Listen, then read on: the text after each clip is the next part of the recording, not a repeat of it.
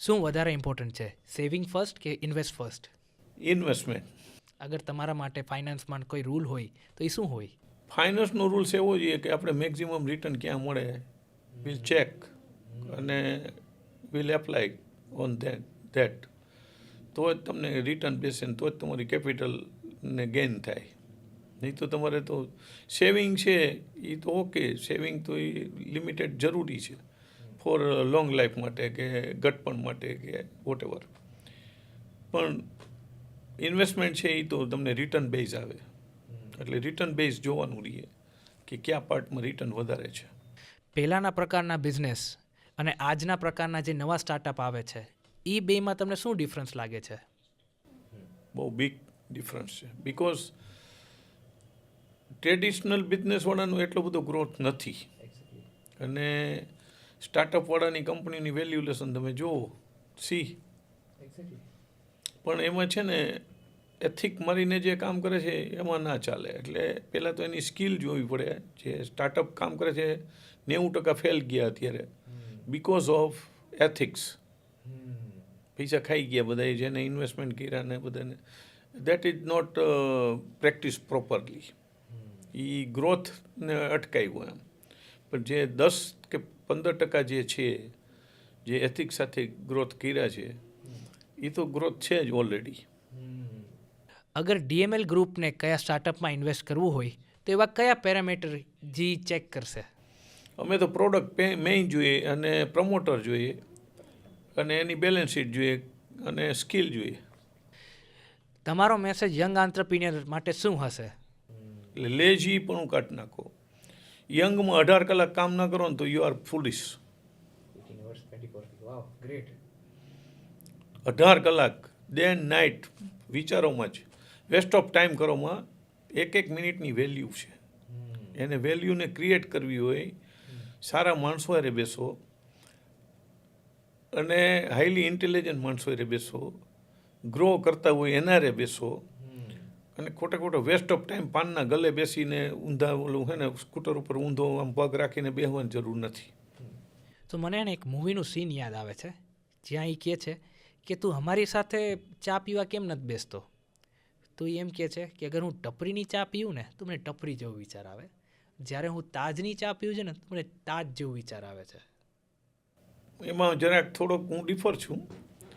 ટપરીવાળી ચા પીએ કે ઓલી પીએ પોઈન્ટ એ નથી, એડોપ્ટ કરવાની તાકાત અલગ જોઈએ. વાહ, એક નવું સીન એડ થઈ ગયું. સુપર. કોઈ પણ પેપરમાં ન્યૂઝપેપર છે કે મીડિયા છે કે કોઈ પણ ઇન્ફોર્મેશન છે, અત્યારે તો ઇન્ફોર્મેશનની દુનિયા છે, પણ તમારા કે ઇન્ફોર્મેશનમાં તમે કેટલું એડોપ્ટ કરી શકો ઇટ મસ્ટ, અને તમને કેટલું લાગુ પડે છે. ખોટા એડોપ્ટ કરવાની કોશિશ કરો તો ચોરી કરશો અને શોર્ટકટ જશો.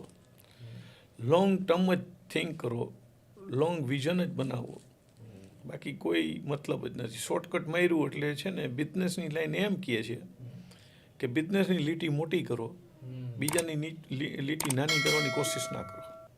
શું વધારે ઇમ્પોર્ટન્ટ છે, ભણતર કે ગણતર? ભણતર સાથે ગણતર છે, બેય જોશે.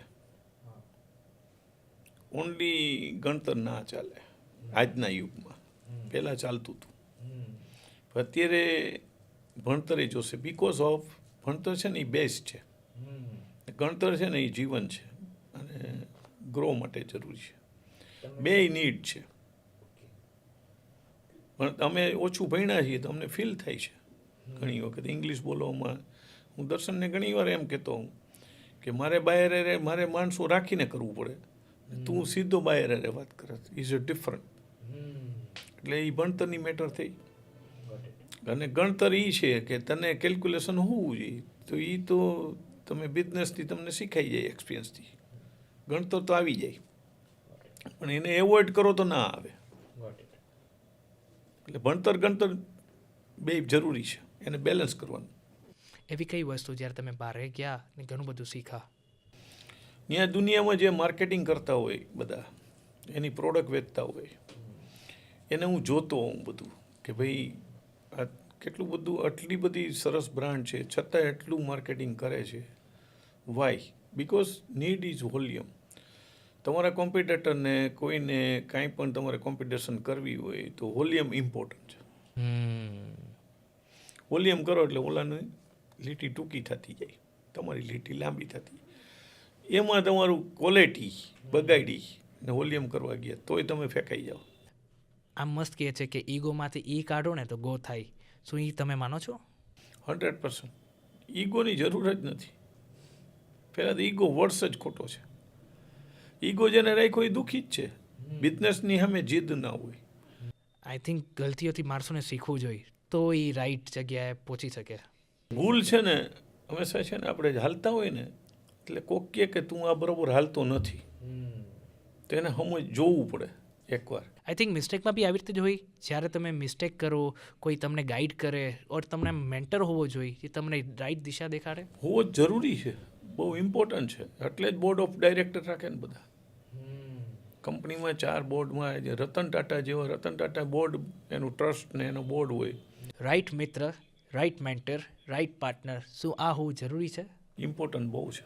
તમારા લાઈફમાં કેવું ઇમ્પોર્ટન્ટ છે? મારા થિંક પ્રમાણે કે રાઈટ પાર્ટનર એટલે જેન્યુઅન પાર્ટનર જરૂરી છે. બીજું આપણાથી થોડોક પૈસાવાળો હોય એને ભાગીદારી કરી એમ દર્શન અમારો કહેતો હોય, બહુ સાચો શબ્દ છે.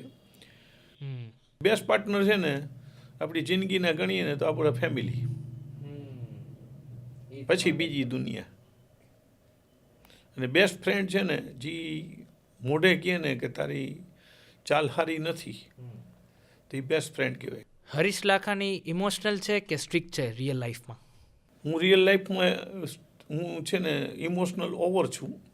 ઘણી વખત ઇમોશનલમાં ઘણી ભૂલો કરી છે, પણ સ્ટ્રિક્ટલી મારે જીવનમાં હું એથિક્સ સાથે સ્ટ્રિક્ટ છું. એમાં હું કોમ્પ્રો કરતો નથી. બીજું ટ્રુ બોલવામાં હું કોમ્પ્રો નથી કરતો. ટ્રાન્સપરન્સીમાં કોમ્પ્રો નથી કરતો. ઓપન માઇન્ડમાં જરાય કોમ્પ્રો નથી કરતો. આજે અગર તમને નવું બિઝનેસ એડ કરવું હોય તો ક્યાં તમને ઇન્ડિયામાં બેસ્ટ ઓપોર્ચ્યુનિટી દેખાય છે? મને અત્યારે તો બેસ્ટ બ્રાન્ડ જ છે. શબ્દ પહેલાંય મેં કીધું, પાછું રિપીટેડ કરું કે એમાંય ફૂડમાં બ્રાન્ડ કરી શકો અને મેનેજ કરી શકો તો બેસ્ટ. યા તો બેસ્ટ ઇન્ડસ્ટ્રી જ નાખો કોઈ પણ. અત્યારે દાખલા કે સોલાર ચાલી રહ્યું છે. અત્યારે રિલાયન્સને બધાએ 7 લાખ કરોડના તેને MOU કર્યામાં ગુજરાત સંબીનમાં. એ શું કામે છે કે એની જેમ એ તો મોટી કેપિટલ છે એટલે મોટી કેપિટલમાં તો રિટર્ન એ લોકોને 12% જ જોઈએ છે.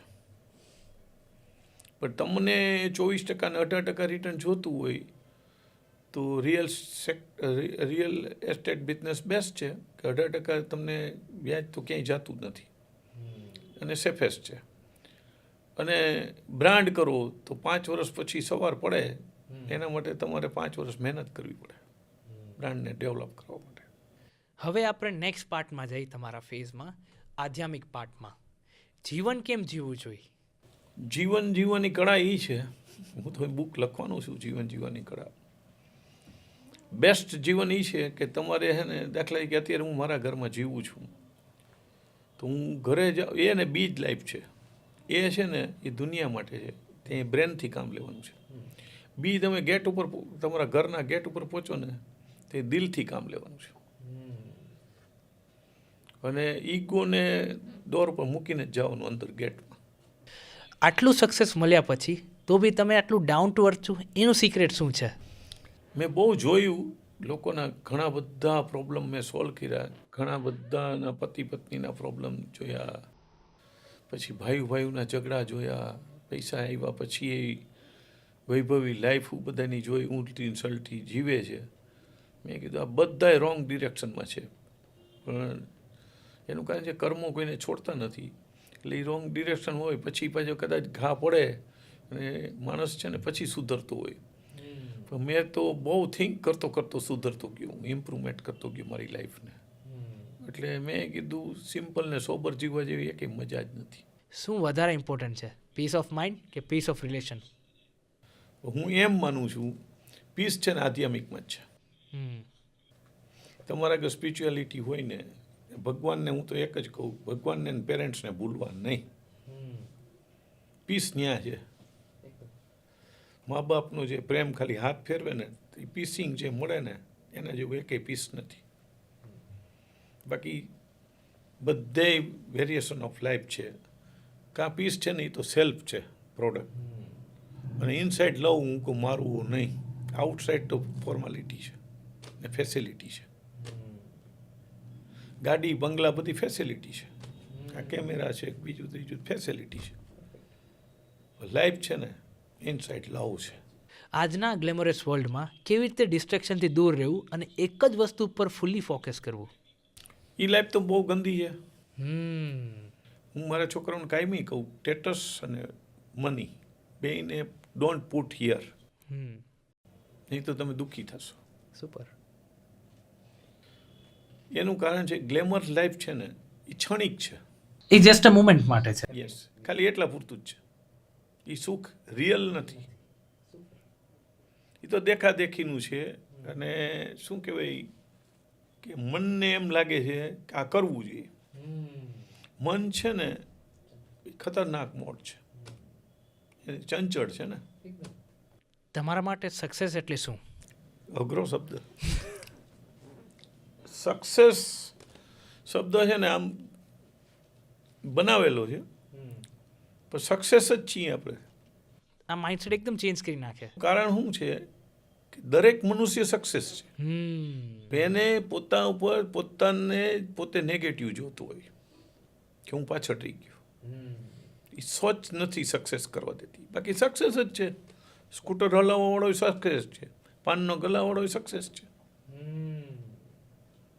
કંઈ એનું જીવન તો એ જીવે જ છે. એને લગ્ન કર્યા પછી એને બાળકો કર્યા, એ સક્સેસ જ છે.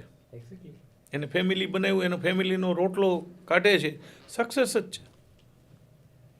સક્સેસ વર્ડ્સ ખાલી જે હાઈ એન્ડ માટે જ બનાવ્યું એવું નથી. સક્સેસ પોતાનું ફેમિલી ઢાંકીને ભલે ને એક નાના એક રૂમમાં રહેતો હોય તો એ સક્સેસ જ છે. જ્યારે એક વ્યક્તિ એઝ અ ફાઉન્ડર એકની પોતાની કંપની એને બાળકથી બી વધારે પ્રેમ કરે છે. આજે હું તમને કહું DML is just like your children, right? એને તમે જ્યારે નેક્સ્ટ જનરેશનને આપો છો તો એ ત્યારે એ ફીલ લઈને મુમેન્ટ કેવું હોય છે? એમાં એવું હોય છે કે બધાનો થોટ અલગ હોય છે. મારા થોટ જરા ડિફરન્ટ છે કે કોઈ પણ બાળક તમારી ઘરે જન્મ લીધો છે તે તમે પેડા વેચો છો, પછી તમારું બાળક મોટું થાય છે અને લગ્ન કરે છે, પછી એની ઘરે બાળક આવે એટલે ખુશી મળે છે.